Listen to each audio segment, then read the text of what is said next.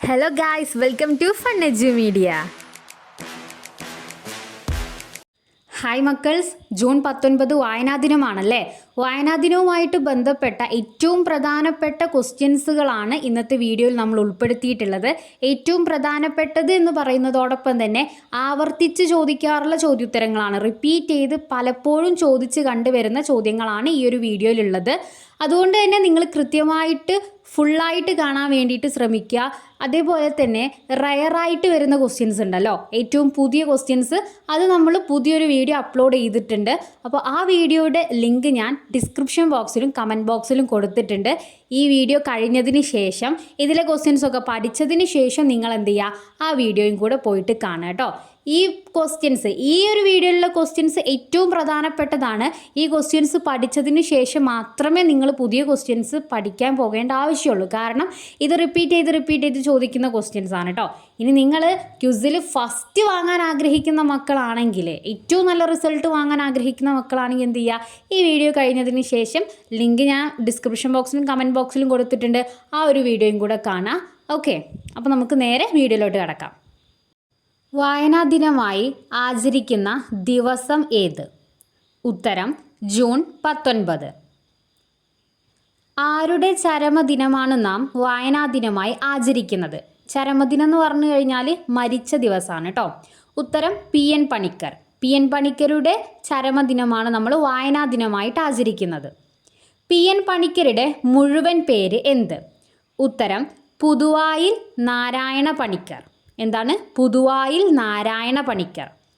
PN Panicker മരണമടഞ്ഞത് ഏതു വർഷത്തിൽ? ഉത്തരം 1995 ജൂൺ 19.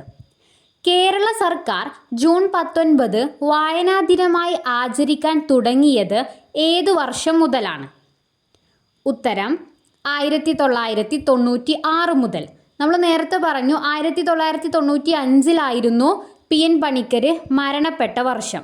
അപ്പോൾ ആ വർഷം കഴിഞ്ഞിട്ട് തൊട്ടപ്പുറത്തെ വർഷം തന്നെയാണ് കേട്ടോ ആചരിക്കാൻ തുടങ്ങിയിട്ടുള്ളത്, 1996. മലയാള ഭാഷയുടെ പിതാവ് എന്നറിയപ്പെടുന്നത് ആരാണ്? ഉത്തരം എഴുത്തച്ഛൻ.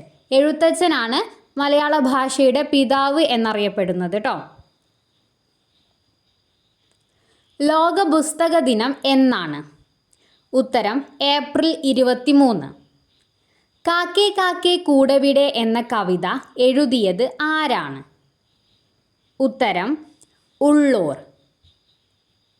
അക്ഷരനഗരം എന്നറിയപ്പെടുന്ന കേരളത്തിലെ പട്ടണം ഏത്? ഉത്തരം കോട്ടയം. നമ്മുടെ ദേശീയ ഗാനം എഴുതിയത് ആര്? ഉത്തരം രവീന്ദ്രനാഥ ടാഗോർ. വായിച്ചു വളരുക, ചിന്തിച്ച് വിവേകം നേടുക, ഇത് ആരുടെ വാക്കുകളാണ്? ഉത്തരം PN പണിക്കർ. വായിച്ചാലും വളരും, വായിച്ചില്ലേലും വളരും, വായിച്ചാൽ വിളയും, വായിച്ചില്ലേൽ വളയും എന്ന് പറഞ്ഞത് ആര്? ഉത്തരം കുഞ്ഞുണ്ണി മാഷ്. അക്ഷരം എന്ന വാക്കിൻ്റെ അർത്ഥം എന്ത്? ഉത്തരം നശിക്കാത്തത്.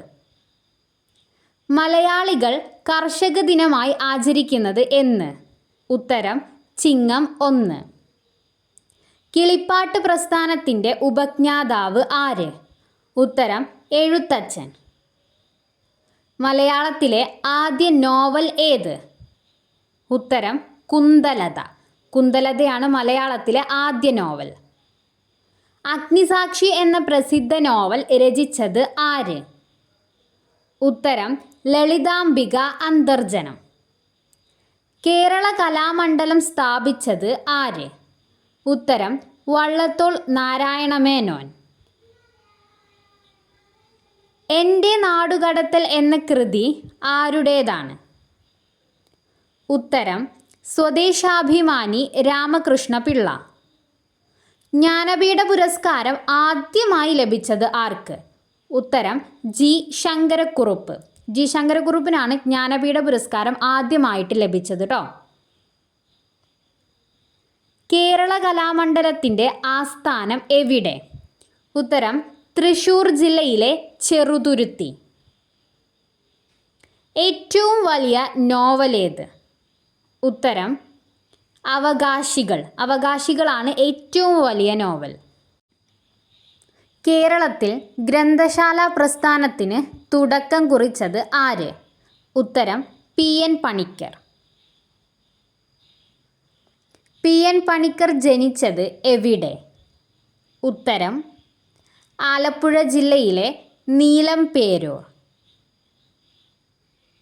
ഡിജിറ്റൽ സാങ്കേതികവിദ്യ ഉപയോഗിച്ച് പുസ്തകം വായിക്കുന്ന രീതി അറിയപ്പെടുന്നത് ഏതു പേരിൽ? ഉത്തരം വായന. PN പണിക്കർ ജന്മനാട്ടിൽ ആരംഭിച്ച വായനശാലയുടെ പേര്? ഉത്തരം സനാതനധർമ്മം. ലോക പുസ്തക ദിനമായി ആചരിക്കുന്ന ദിവസം? ഉത്തരം ഏപ്രിൽ 23. മലയാളത്തിലെ ആദ്യ വർത്തമാന പത്രം ഏത്? ഉത്തരം രാജ്യസമാചാരം. വെളിച്ചം ദുഃഖമാണുണ്ണി, തമസ്സല്ലോ സുഖപ്രദം. ഇത് ആരുടെ വരികളാണ്? ഉത്തരം അക്കിത്തം അച്യുതൻ നമ്പൂതിരി. കേരള വിദ്യാഭ്യാസ വകുപ്പ് വായനാവാരമായി ആചരിക്കുന്നത് ജൂൺ 19 മുതൽ ഏതു ദിവസം വരെയാണ്? ഉത്തരം ജൂൺ 25 വരെ. വായനാവാരമായിട്ട് ആചരിക്കുന്നത് ജൂൺ 19 മുതൽ ജൂൺ 25 വരെയാണ്. PN പണിക്കരുടെ ചിത്രം ആലേഖനം ചെയ്ത സ്റ്റാമ്പ് പുറത്തിറക്കിയത് ഏതു വർഷം മുതലാണ്? ഉത്തരം 2004 ജൂൺ 19. കേരള സർക്കാരിൻ്റെ പരമോന്നത സാഹിത്യ പുരസ്കാരം ഏത്? ഉത്തരം എഴുത്തച്ഛൻ പുരസ്കാരം. വിലാസിനി എന്ന തൂലികാനാമത്തിൽ അറിയപ്പെടുന്നത് ആര്?